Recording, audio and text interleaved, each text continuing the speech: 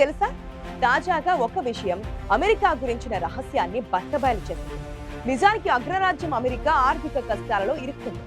అయ్యవారి సంపాదన అమ్మవారి పూలమాలలకే సరిపోయినట్లు అమెరికా ఆదాయమంతా గతంలో తీసుకున్న రుణాలకు వడ్డీ చెల్లించడానికి సరిపోతున్నట్లు సమాచారం. అందుకే సుంకాలు, దేశాలను బెదిరించడాలు, ఆ తర్వాత కాంప్రమైజ్ అవడాలు జరుగుతున్నాయి.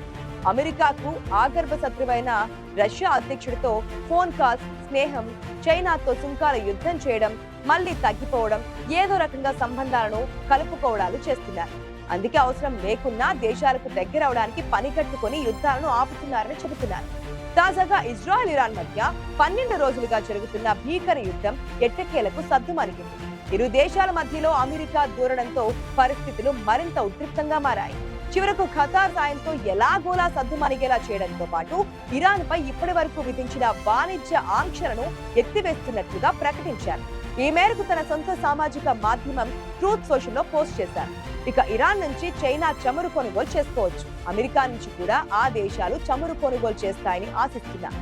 ఇది నా వల్లే జరిగింది అని ట్రంప్ చెప్పుకొచ్చారు. అయితే ట్రంప్ యుద్ధం ఆపడానికి కారణం అమెరికాలో ఆర్థిక పరిస్థితిని మెరుగుపరుచుకోవడానికేనని, ఇదో బిజినెస్ ట్రిక్ అని నెటిజన్లు కామెంట్స్ చేస్తున్నారు. ఇరాన్ నుంచి అధికంగా చమురు దిగుమతి చేసుకుంటున్న దేశాల్లో చైనా ప్రథమ స్థానంలో ఉంది. 2025లో 13.6% చమురును ఇరాన్ నుంచే కొనుగోలు చేసింది చైనా. అయితే యుద్ధం ఉద్రిక్తతల కారణంగా ఇరాన్ పై ట్రంప్ ఆంక్షలు విధించారు. తాజాగా ఇరు దేశాల మధ్య యుద్ధం సద్దుమణిగిపోవడంతో ట్రంప్ ఆ ఆంక్షలను ఎత్తివేశారు. మరి చైనా పట్ల ఉప్పు నిప్పుగా ఉండే అమెరికా ఇంత ప్రేమ కురిపించడం దేనికని ప్రశ్నిస్తున్నారు విశ్లేషకులు. కేవలం తమ వ్యాపారాలను పెంచుకోవడం కోసమే ఇన్ని డ్రామాలకు తెరతీస్తున్నట్లు సమాచారం. ఇప్పటికే లెక్కలేనన్ని యూటర్న్లు తీసుకున్న ట్రంప్ మరొకసారి నాలుక మడత పెట్టారు. నిన్న మొన్నటి వరకు ఇరాన్ లో ప్రభుత్వాన్ని మారుస్తామని చెప్పిన ఆయన ఇప్పుడు సడన్ గా ఇరాన్ లో ప్రభుత్వం మార్చాల్సిన అవసరం లేదన్నారు. నెదర్లాండ్స్ లో జరుగుతున్న నాటో శిఖరాగ్ర సమావేశానికి బయలుదేరే ముందు తన ఎయిర్ ఫోర్స్ 1 విమానంలో మీడియాతో మాట్లాడారు ట్రంప్. ఈ సమయంలో ఇరాన్ లో అధికారం మార్పు అవసరమని అనుకుంటున్నారా అని ప్రశ్నించగా, లేదు, జరిగితే జరుగుతోంది, లేదంటే లేదు, నాకైతే అక్కర్లేదు అని ట్రంప్ బదులిచ్చారు. అధినాయకత్వం మారితే అల్లకల్లోలం జరుగుతోంది, మేము అలాంటి పరిస్థితిని చూడాలని అనుకోవడం లేదు. అసలు రెజిమ్ చేంజ్ అనే పదాన్ని ఉపయోగించడమే రాజకీయంగా తప్పు అని అన్నారు. అయితే ఇజ్రాయెల్ తో కలిసి ఇరాన్ పై దాడులు చేసిన తర్వాత కూడా ఇరాన్ అధినాయకత్వం మార్పులకు ట్రంప్ పద్ధతిచ్చారు. ఇన్ని డ్రామాలకు అసలు కారణం అమెరికా తీవ్రమైన ఆర్థిక ఇబ్బందులు ఎదుర్కొంటోంది కాబట్టి, వాటిని సరిదిద్దాలని ట్రంప్ ప్రయత్నిస్తున్నారు కాబట్టి. దశాబ్దాలుగా అమెరికాకు అభివృద్ధి చెందిన దేశంగా, అగ్రరాజ్యంగా, పోలీస్ పెద్దన్నగా గుర్తింపుంది. విస్తీర్ణంలో అతి పెద్దదైన ఈ దేశం ఇప్పుడు దివాలా దిశగా వేగంగా దూసుకుపోతోంది. ఈ అత్యంత సీక్రెట్ విషయం ఏ మాత్రం బయటకు పొక్కనివ్వడం లేదు. కానీ ప్రపంచంలోనే కుబేరుడైన ఎలన్ మస్క్ ను ఎవరైనా ఆపగలరా? అదీ కాకుండా ఆయన చేతిలోనే నారద మహామునికి మరొక రూపంగా మారిన ఎక్స్ అనబడే ట్విట్టర్ కూడా ఉంది. అదో సూపర్ పవర్ఫుల్ సోషల్ మీడియా. ఏ సమాచారాన్నైనా ప్రపంచానికి ఒక్క క్షణంలో చేరవేసే పవర్ఫుల్ మాధ్యమం. అయితే దాని అధిపతి ఎలన్ మస్క్ వెర్షన్ ఏంటంటే, అసలు అమెరికాకు అగ్రరాజ్యం అన్న గుర్తింపునకు అప్పులు కూడా ఒక కారణం అంటున్నారు. విషయాన్ని కాస్త లోతుగా చూస్తే అమెరికా అప్పులతోనూ ఎదిగినట్లుగా తాజా గణాంకాలు చెబుతున్నాయి. మీకు తెలుసా, ఏటా ఒక దేశం కట్టే వడ్డీలే ఆ దేశ సంపదకు నిదర్శనంగా ఉంటాయి. జూన్ 2024 గణాంకాల ప్రకారం దేశీయంగా వసూలైన వ్యక్తిగత ఆదాయపు పన్నుల్లో 76% సంపదను అమెరికా ఇన్నాళ్లుగా చేసిన జాతీయ రుణాన్ని చెల్లించేందుకు అమెరికా వెచ్చిస్తోంది. ఈ వార్తలను ధ్రువపరిచేలా ప్రముఖ వ్యాపారవేత్త ఎలన్ మస్క్ అమెరికా దివాలా దిశగా ప్రయాణిస్తున్నట్టు స్పందించారు. ఏ ఆధారం లేకుండా ఎలన్ మస్క్ ఈ ఆరోపణలు చేయరు. నానాటికి పెరుగుతున్న జాతీయ రుణం అమెరికాలో చాలా కాలంగా ప్రధాన సమస్యగా ఉంది. మస్క్ ఈ విషయాన్ని గతంలోనూ చాలా సార్లు తెలిపారు.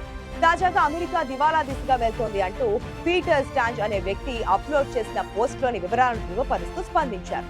అమెరికా వ్యక్తిగత ఆదాయ పన్ను వసూళ్లలో దాదాపు 76% జాతీయ రుణ చెల్లింపులకే ఖర్చు చేస్తున్నట్లుగా పీటర్ చెప్పారు. అమెరికా అప్పుల్లో కూరుకుపోయేందుకు కారణం మాజీ అమెరికా అధ్యక్షులు Franklin D Roosevelt, Richard Nixon అని అన్నారు. 1970వ కాలంలో అమెరికా ప్రెసిడెంట్ గా ఉన్న రిచర్డ్ నిక్సన్ దేశీయ విధానాల కంటే విదేశీ వ్యవహారాలపై ఎక్కువగా ఆసక్తి చూపేవారు. ఓటర్లు తమ సొంత ఆర్థిక స్థితిపైనే దృష్టి సారిస్తారని నమ్మారు. అప్పటికే దేశంలో పెరిగిన ద్రవ్యోల్బణం తిరిగి తన ఎన్నికకు ముప్పుగా మారుతుందని గ్రహించారు. దాంతో న్యూ ఫెడరలిజం విధానాలు అమలు చేసి అందులో భాగంగా రాష్ట్రాలకు ప్రత్యేకంగా గ్రాంట్లను ప్రతిపాదించారు. ఫలితంగా అమెరికా అప్పులు మరింత పెరిగిపోయాయి. రూజ్వెల్ట్ అధ్యక్ష పదవిలో ఉన్నప్పుడు సంపన్నులపై పన్ను రేట్లను 79% పెంచారు. ధనవంతులు ఈ రేట్లు తగ్గించుకోవడానికి ఇతర మార్గాలను ఎంచుకున్నారు. దాంతో పాటు అమెరికాలో ప్రైవేట్ పెట్టుబడులు తగ్గాయి. ఫలితంగా ఉద్యోగ కల్పన కుంటుపడింది. నిరుద్యోగం కూడా గణనీయంగా పెరిగింది. కానీ ఇది బయటకు కనిపించదు. అయితే యూట్యూబ్ లో వెతికితే అమెరికాలో బిచ్చగాళ్లున్న వీడియోలు పుష్కలంగా కనిపిస్తాయి. నిజానికి వీరంతా ఇల్లు లేని బీదలు కనిపిస్తారు.